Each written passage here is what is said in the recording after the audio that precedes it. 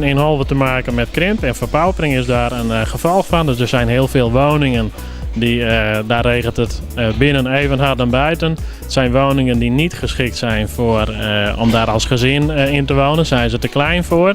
Maar uitstekend voor recreatie. Dus die woningen zou je om kunnen zetten naar recreatie bijvoorbeeld.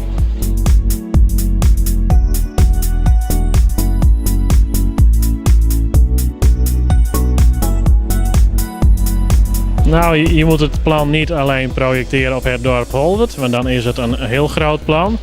Maar je moet het project projecteren op heel Noordoost, Noordwest Friesland. Dus de aansluiting van de eilanden op de Friese waterinfrastructuur. Dus je moet de eilanden verbinden met Friesland, dan komt het op neer. En dan geldt die ingang, die komt toevallig binnen bij Holwert. Maar die heeft ook zijn uitstraling op Dokkum, Bedaard, al die dorpen meer. Dus op Noordoost, Friesland en Noordwest. Je zegt, die ingang komt toevallig uit bij Holwert. Nou, zo toevallig is dat natuurlijk niet. Nou goed, we hebben daar een pier liggen. Daar is al verkeer naar Ameland toe. En dat is de beste plek om het water daar en naar binnen te halen. Het is ook de plek waar heel veel opgaven. Denk aan dijkverhoging. Denk aan afvoer van Fries boezemwater. Het spoelen van de geul, ja of nee. Natuurdingen, die komen daar op één plek allemaal samen.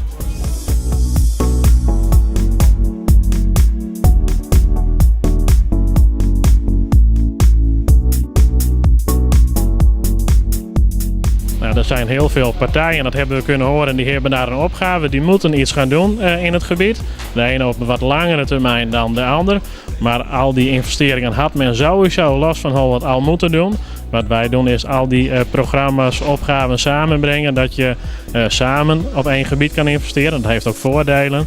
Dus wil je dat project zeg maar overal apart gaan doen, is het ook heel duur. En door deze projecten allemaal samen te voegen is het misschien nog wel goedkoper. Alleen de plus hierbij, je creëert een maatschappelijke meerwaarde. Meerwaarde voor natuur en daar heeft recreatie en toerisme zijn voordeel weer bij.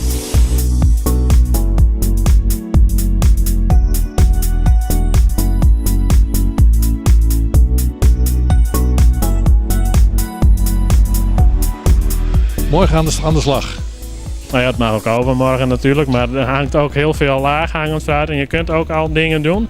Maar als we in proces en dat er een projectorganisatie komt die dingen uit kan werken en onderzoeken, nou, dan doen we al hele stappen.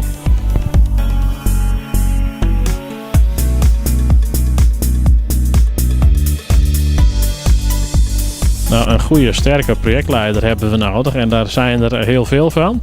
Maar je hebt ook een bepaalde projectleider nodig die zowel met publiek als private sector goed kan samenwerken. En die al de belangen van de stakeholders, van de partners ziet en dat samenbrengt. Maar die is er vast te vinden.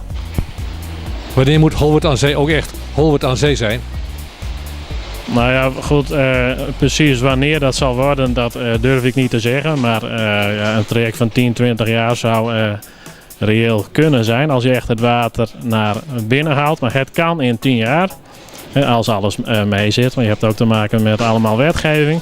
Maar het zou in 10 jaar kunnen. Maar het doel is om Holwert aan Zee gefaseerd te ontwikkelen. Dus niet alles in één keer. Dus met het laaghangend fruit werk je toe naar de dijkdoorbraak.